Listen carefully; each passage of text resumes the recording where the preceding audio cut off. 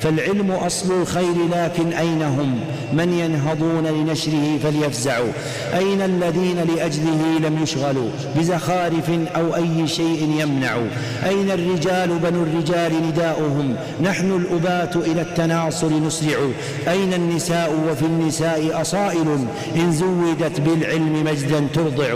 من كان يرجو يا صحابي رفعة، ويريد سعيا بالفضائل يرصع، ويريد دين الله حكما قائما يعلو البلاد له العباد تخضع، فليجتهد في نشر علم نافع يدعو الخلائق ثابتا يتمنع.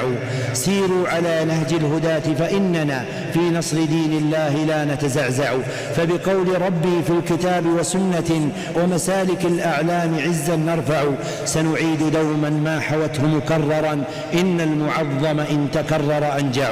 هذه بضاعتنا التي من حازها ورث الرسول وكالكواكب يلمع صلى الله عليه وسلم.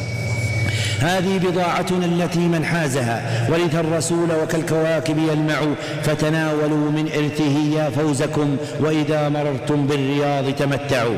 كم واحد بالعلم أحيا أمة، ولربما منكم يكون الألمع. لا تيأسوا لبواقع واستبشروا، فالمؤمنون علوهم لا ينزع. وامضوا إلى نشر العلوم وثابروا، فالنصر مكفول وربي يصنع. والدين محفوظ لنا في وعده، ورجال عهد الله فينا ركعوا. تم الكلام وما أردت بيانه، فإلى اللقاء غدا يطيب المجمع. السلام عليكم ورحمة الله وبركاته.